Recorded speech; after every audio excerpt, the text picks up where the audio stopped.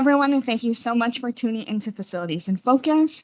It's always a joy to be a part of your journey on the internet. I know it's been a minute, but in case you forgot, my name is Mackenna Moralez, and I am the managing editor of FacilitiesNet and your host of this very podcast. I know I say how special every single episode is, but this one is especially meaningful to me because I am joined by Bruce Legris, Power Plant Manager at SSM Health St. Mary's Hospital, and Daniel Wagner, Manager of Plant Operations and Maintenance at SSM Health St. Mary's Hospital located in Madison, Wisconsin. Now, I feel a very special kinship to these guys because of the work they do at St. Mary's, but also, they helped keep me and my son alive. And please forgive me if I get a little choked up during this episode. As important as I think this topic is, it's still a little fragile for me.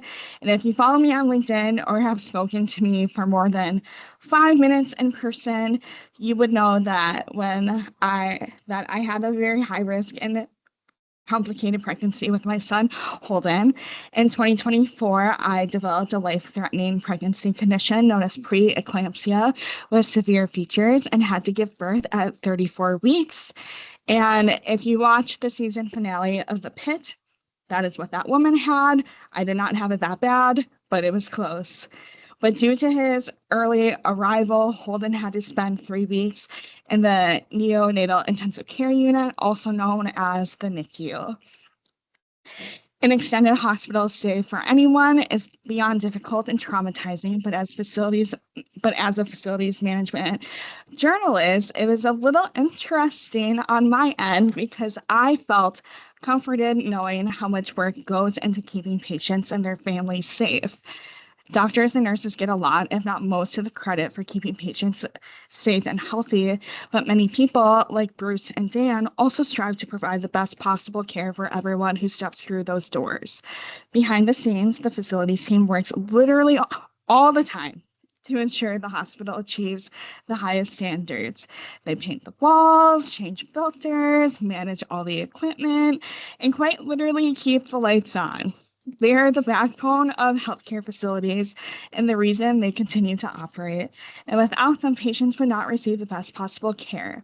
And for them, I am very grateful, and you all should be too. But I know that this is a very long-winded intro, but I just want to say thank you guys so much for joining me. So nice to see you again. How are you? Good. How are you? A little emotional now. I'm going to say something right off the bat. The Pit. Oh my goodness. That show, I'm not kidding you. That show had me in tears. There at least 3 or 4 different episodes. Oh my Lord. A quick break to thank our 3 Season 5 sponsors, ABM, Orkin, and PointCore. Here's a quick message from all 3 sponsors. Healthcare facilities are demanding environments. Thankfully, ABM provides peace of mind with IAQ, efficient HVAC, and tech-enabled predictive maintenance.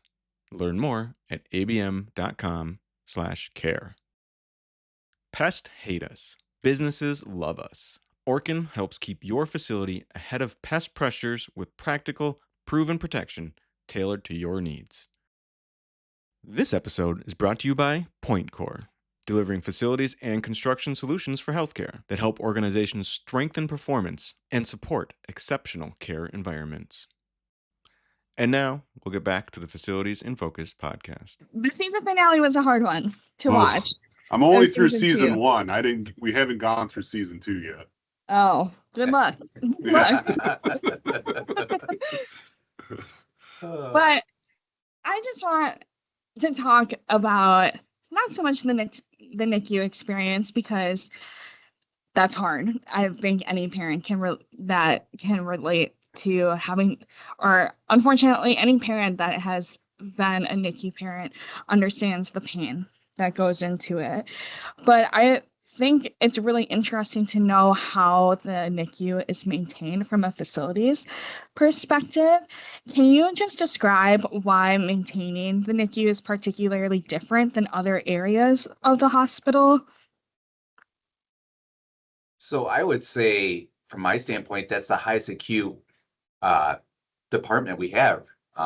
Knowing how fragile those little ones are at a couple pounds to, maybe 7, 8 pounds, depending on their situation in life at that time. And I view it and always worry about that's what I care about. Anytime anything happens critical on our side with the power plant, it's there's little ones on the other side of the road that we got to worry about and make sure they are powers on it all the time. And like you said, powers on, clean air, conditioned air, not for the safety of the little one, but also, the moms that just went through a traumatic experience and the dads that went through a traumatic experience of this little beautiful new life that came into the world, and having 2 kids of my own, that's where my head goes all the time about taking care of that high acute unit and making sure everything is tip top and everybody has the best outcome possible. Right. Dan, is there anything you'd like to add?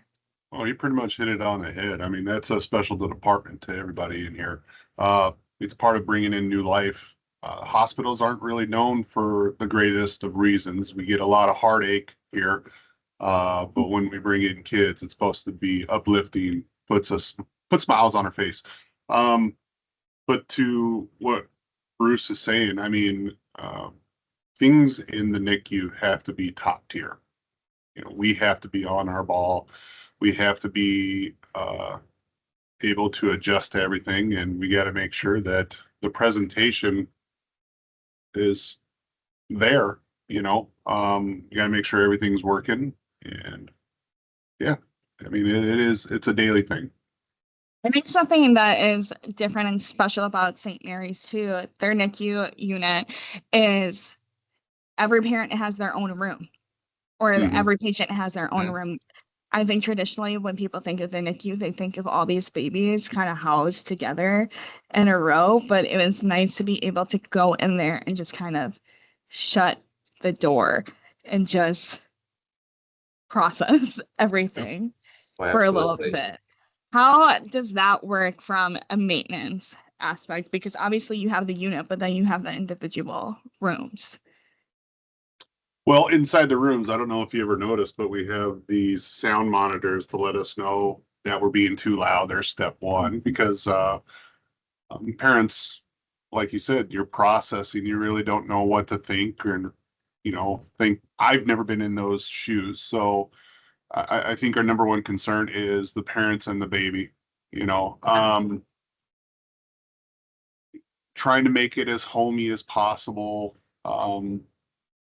Make sure everything's repaired, fixed, even all the way down to your normal outlet so you guys can charge your phone or work on your iPad, whatever. I mean, yeah, a lot of people have never been in your shoes.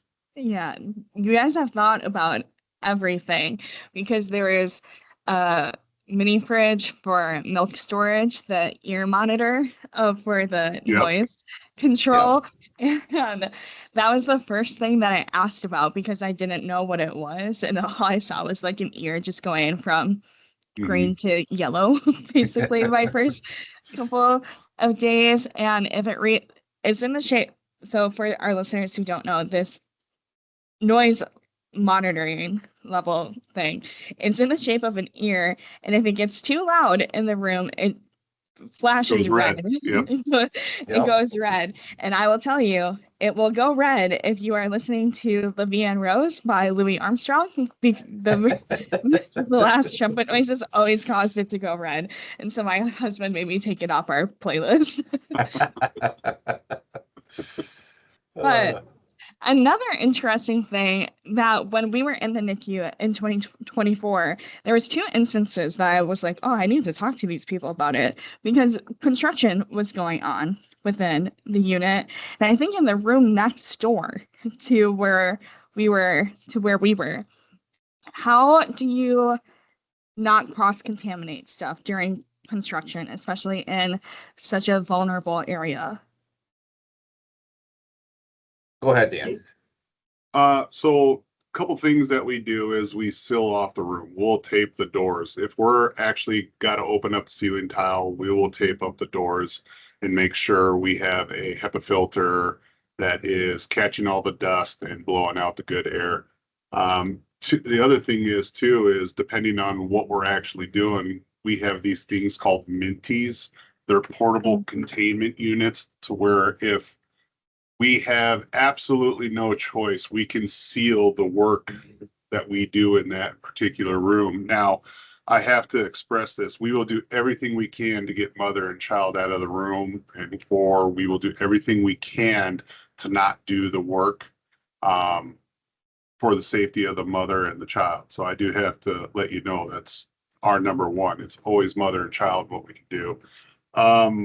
But construction, we follow very tight restrictions. We follow the rules. We do everything from, containing to filtering out the air to noise levels. Sometimes we do have to work after hours to make sure we're not interrupting any quality time between mom and baby. It really just all depends on what the job is. Yeah. Right. And then I would piggyback on that too, is between Dan's team and my team and the construction that might be going on in those rooms, we work hand in hand with the NICU staff and NICU manager and make sure what is the best hours to work. Can we possibly move the next door family over a couple of rooms away so we get a little bit more room to work? And then on with air handling system, those rooms that we're doing the work in, we turn it to negative pressure so that not only are we HEPA filtering stuff, we're also pulling it negative. So there's no chance of any particles, anything that can get out of that room that we're doing the work in. And it goes back through the air filtering system. And then our air handlers have 3, 4, 5 different stacks of filters depending on the air handler and UV lights. So it's catching all the particulates and all the bugs and all the stuff. And then the UV lights take care of it from there. And then we put clean air back out to the unit. So, and then we also have a very robust pre-construction and construction system where we actually do a PICRA-ICRA.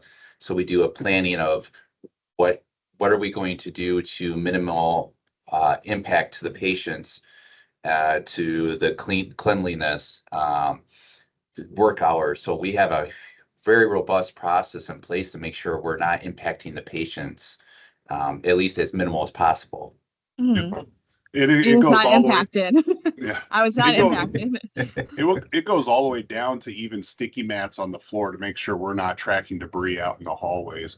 When we're taking debris out of the rooms, we're covering up the debris, making sure some of it's sealed if it's if it's bad. I was probably your guys' worst nightmare for those couple of weeks that we were there, because I was just looking around trying to see what was going on because I was just so curious about it. But now my son can sleep through anything. Perfect. So that is like that's a perk of the NICU. They can sleep through any beeps, bangs. He's good. But another interesting thing that happened, and I know, Dan, we kind of joked about this previously the last time we spoke. I gave birth in the middle of winter. But somehow, because Wisconsin, there was an actual tornado watch. Like in the middle of February, a tornado actually touched down in a surrounding Madison neighborhood. And I was like just about to leave for the day. And the nurses were like, no, you have to stay now. And I was like, okay, I get to hang out with my baby longer. But then I was like, what are they gonna do for this tornado watch? And the nurse came in and just pulled the window shade. So can you just tell me a little bit more about like emergency drills and how you guys prepare for that in a hospital? Yeah, so drills, we drill everything from infant abduction to fire drills to tornado drills. We do it all. Fire drills are monthly. Tornado drills, I know we have the big annual with the state or county that we do. So yeah, I mean, depending on what the drill is, we're always constantly, we do have our preventive maintenance that we do with some of the roll down doors for, our codes that we have. Yeah, I mean, we train, we do a lot. I mean, you have to, and you guys take things so seriously because my infant snatching joke was not laughed at every No. time. Was not snatched. And so at St. Mary's in particular, for our listeners, even though you have a badge that says that you are the parent of someone in the NICU, you still have to check into the hospital every single day and get a pass and get a sticker to say that you're a visitor. And I was there every day for 3 weeks, and I was talking to the same security guard every week, and I was like, oh yeah, you just got to make sure I'm not going to take anyone, not even a smile. Oh, Nothing. And I was like, oh, okay, I get it. And we actually drill on that too. And Yep. our safety officer last time that we did the drill last year, he brought his kid in, and Dan and I kind of got the heads up like, hey, this has happened a little bit ahead of time.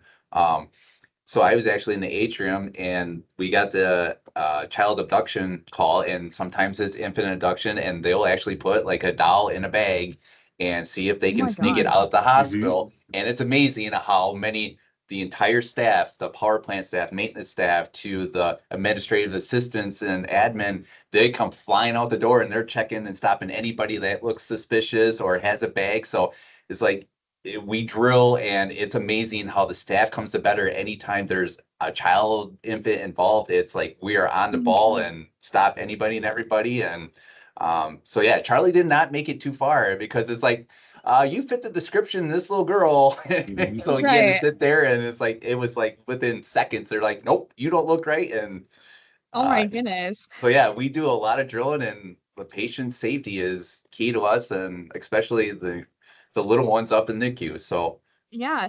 And like, obviously, you as like a civilian, you know the importance of security in hospitals. And I don't think you really like truly get it until you are a patient or someone you love is a patient. Because I remember being explained that there's a bracelet around the baby's ankle that is basically like an RFID tag, and that if he is removed from the NICU before his discharge date, it's going to alert everyone. Well, first it's going to lock down the doors, because Yeah. when the infant gets close to those doors, they sense it and they lock it.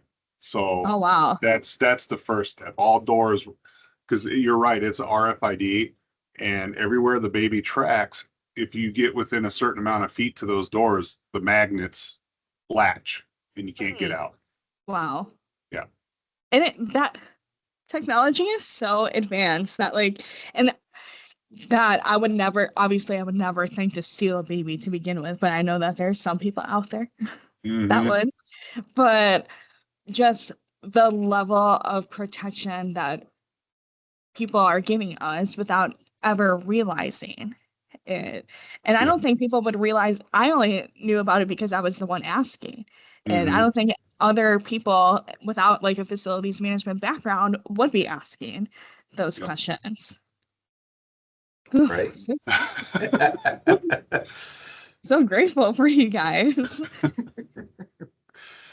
But how do you ensure that all medical equipment in the NICU is properly maintained and calibrated? So I know that you guys don't have much to do with the equipment there, but how do you make sure that it stays safe and not just like banged all around?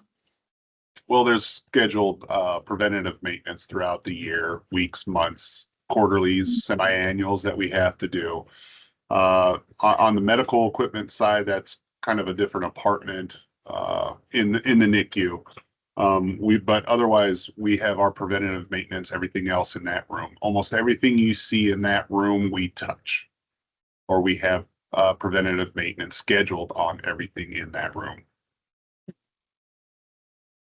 Fanny, you were looking like you wanted to say something, Bruce.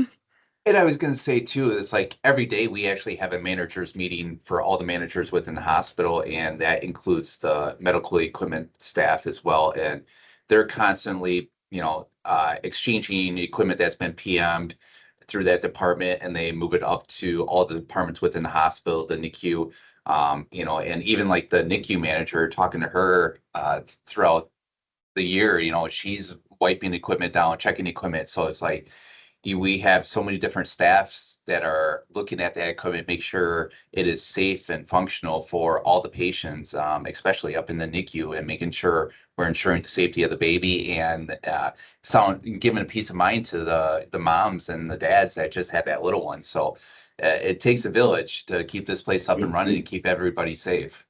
Truly, I'm glad that you mentioned that, because we always think about the village when you bring the baby home, but in an extended hospital stay like Holden was in, there is a whole village of people. You have the NICU neonatologists, you have the nurses, the nurse practitioners, and then what we don't see, the people who we aren't interacting with every day, you guys, the facilities team, but then it's also EVS and people who are cleaning, and then other parents who are trying to make you feel okay. The Ronald McDonald House, everybody was so nice and just made everything so much easier there. And oh, I'm really trying to hold it together. You're doing great. Yeah, it's okay. Let him go. Yeah. It's a happy moment. Let it go. But it's good because he's okay. And like, I never, obviously, as a parent, you worry that when your baby's in the hospital and he's hooked up to wires, that he's not going to be okay. But I didn't worry about all the other factors of it. I never worried about my baby being snatched because they told me about the RFID tag right away. And then I saw all the stuff that you guys were doing. And the St. Mary's has like the fastest elevators that I've ever been in. Glad to hear it. And so just like there's so much work that's being done behind the scenes that people don't realize that contributes to the care of patients. Just really, I'm going to say it like 1,000 times, but I am very, very grateful for the work that you do. But Thank you. okay, I'm going to take a deep breath and pull it together a little bit. But what protocols are in place for onboarding new facility staff to ensure they are fully prepared to work in this specialized environment? So for my team, we have anytime we bring anybody new in, we obviously have a new employee checkoff list, and as they train and work with my experienced staff, they sign off as they feel comfortable with, yep, I understand this task and I feel fully confident that I can handle it. But it does come down to, we also do drilling within the power plant to simulate if we don't shut the boilers off, but we have alarms in place that will alarm saying, hey, all the boilers are off. That gives all the heat to the hospital and all the moisture and the steam to the hospital. And the guys will come out and they will simulate that the boiler's off and get the other boilers online as quick as possible. Because I spent 10 years as a master electrician in the power plant. So I'll take the new electricians on staff and I'll drill them through the generation system going, okay, so if this happens, what are you going to do? And so we do a lot of drilling, but they have a sign-off sheet that they go through and they sign off as they feel comfortable. And then even like our boiler operators and our technicians. So the power plant's staffed 24/7. I always have 2 staff on hand. And with that, my operators and my technicians, they actually have a week that they're extra, and they'll work with my mechanics that are actually out in the hospital maintaining the air handling equipment and the pumps and all the stuff that's behind the scenes. And they get training on that equipment as well. So if anything happens while it's off shift, I still have 2 people on staff that understand the equipment that can get to the hospital and maintain it and fix and repair. So it goes right back to, it takes a village to keep this place running. And if you don't hear us at all behind the scenes, or the lights aren't flickering and the air is still moving, then we're doing our job perfectly. So Right. Did you want to add anything, Dan? We're pretty much the same thing. We're constantly training. Someone that gets hired, they go through 3 months of shadowing people in our shop. We've come up with different routines. We're always constantly, if someone doesn't know something, we turn it into a training opportunity to make sure the whole shop knows. A lot of our experienced guys show them around. Preventative maintenance though is our biggest one. That is what we train on a lot for our department. But yeah, it's an onboarding, vigorous training cycle for a while, and we really don't consider anyone a fully trained mechanic until like the 2-year mark. So Yeah. they're constantly training. Yep. I have interviewed people with an ASHI before, and they have always said that healthcare facilities management is a completely different ballgame than other facilities. Can you just touch on that a little bit? Yeah, we have to know everything. We have to be experts in everything, but we're not total experts in one thing. We follow everything from the NFPA to not EC anymore. It's JACO, Joint Commission. We have to follow state rules. We have to follow everything. I mean, it doesn't stop with us. Life safety is the big one for us. Every 3 years, we're going through a JACO inspection. That's our bread and butter, to be honest with you. Everything we do here somehow applies to NFPA or JACO. So, we're constantly training in that too. I mean, it doesn't stop. Yeah, we're very regulated. So, Yep. with Joint Commission and CMS. So, like Dan said, we have so many rules we have to follow, and those PMs come into play with being able to prove that we are PMing the equipment and we're maintaining it to an extreme high level. So yeah, we abide by the regulations, and even here, Dan and I, we pride ourselves, but we actually go above and beyond the bare minimum that makes sure and ensure that the equipment is at the utmost quality and care, so we don't have failures. Bruce, you were talking about the checklist that your training staff does. Has there ever been an opportunity where people just have to tap out and they're just not comfortable with it? No, not really, because actually my newest boiler operator, we interviewed him as a groundskeeper, and I had another candidate that came in that was very qualified for a groundskeeper.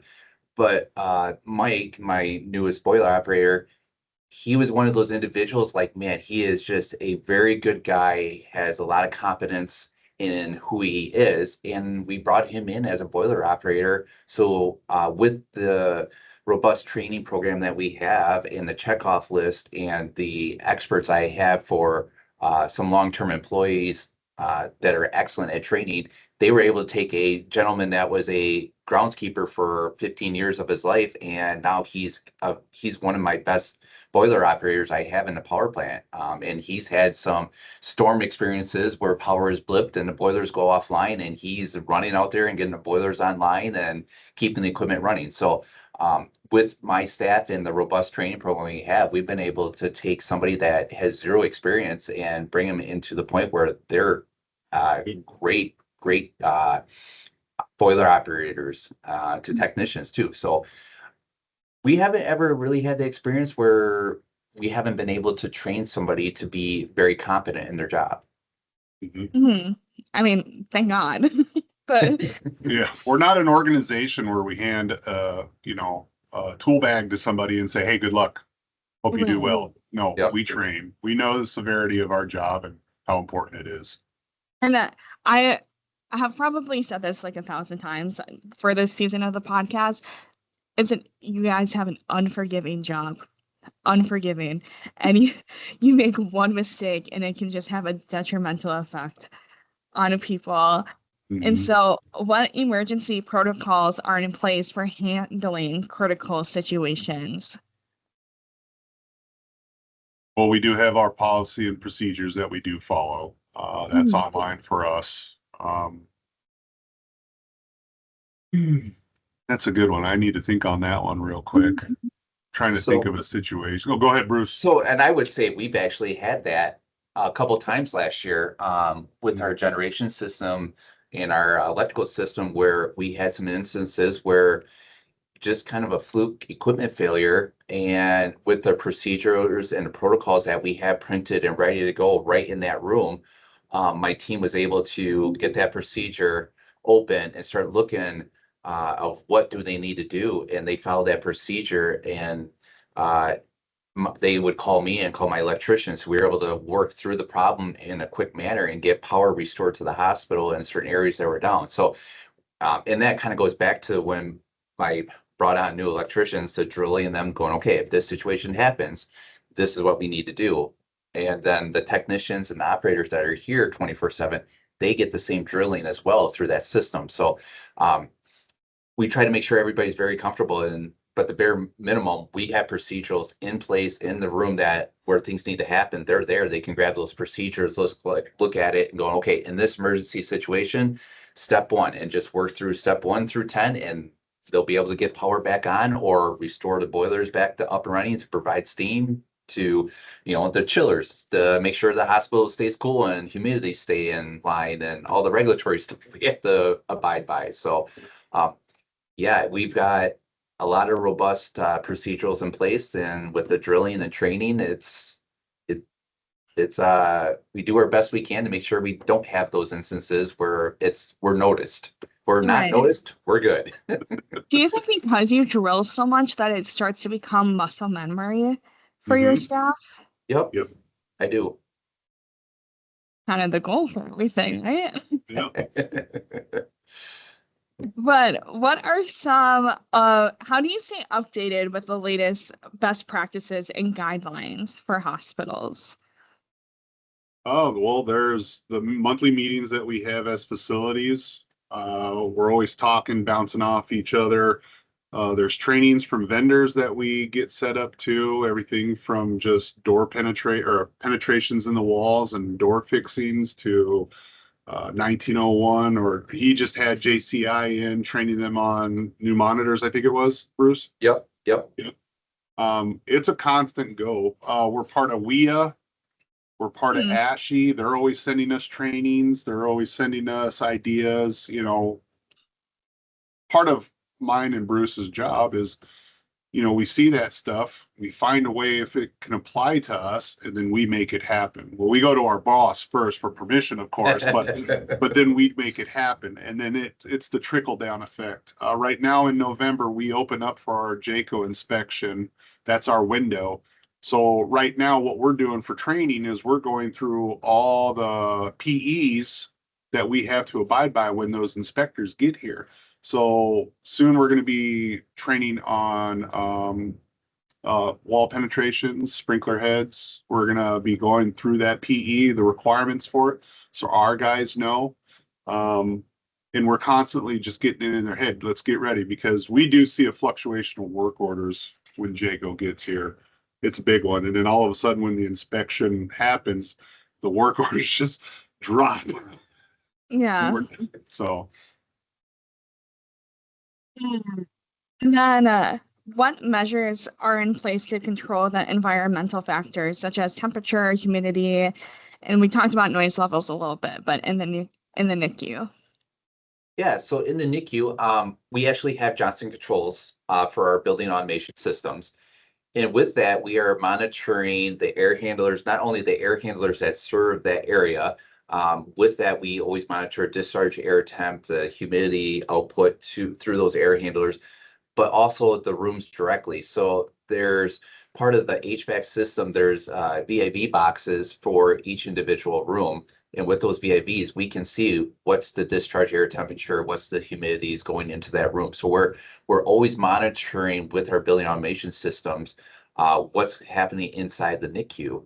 And then we have alarms built in place in the building automation. So if the temperature output is going too high, or the humidity is high or low, we're getting alarms. And then from there, my technicians that are here 24/7, they have that pop-up alarm, and they're like, okay, well, if it's during the day, they'll send out my mechanic on call to go look at that room and figure out what's going on with that box, VIV box. Or they'll send out the boiler operator over there to check out what's going on. So there's constant 24/7 monitoring with the building automation system, and with having staff here 24/7, they're always monitoring. So anytime there's alarm, we can react quickly to that. And then with that, the air handling units that serve the NICU, we do PMs on that every quarter. So my mechanics are always internal to those air handling units. They're huge. You can walk in those air handler units. They're so big. So they're looking at the belts and the valves and the filters and everything that's involved with those air handlers. And then we change those filters out on a schedule always. And like I said, I think there's 4 layers of filters. There's pre-filters. Was it pre? Sorry, this is electrician background in me, so I don't know It's all the okay. stuff, but there's like 4 different layers of filtering in those air handlers. So, and then there's the UV lights. The UV lights get changed out every year to ensure that we're keeping the coils clean, the air clean going out to that NICU unit. So, again, we're giving the cleanest, best air and conditioned air we possibly can to the unit. Mm-hmm. And I do know that to be true because my son was on room air within 24 hours of him being born, which is great. And he never had like a blip at all. And like, I'm sure we could give him some credit for that, but like but it's also because the air was clean. There wasn't a risk there at all of him getting sick at all. Yep. And my guys it's both Dan's team and my team. We take so much pride. They take so much pride in making sure everything is in the best working order it possibly can be. So What continuous improvement processes are in place to enhance the safety and effectiveness of the NICU? I think it just goes back to all the meetings that we have as, leadership and above, talking with all the hospitals, all the meetings that we have. I know the manager for NICU, she has a lot of meetings that she goes to offsite.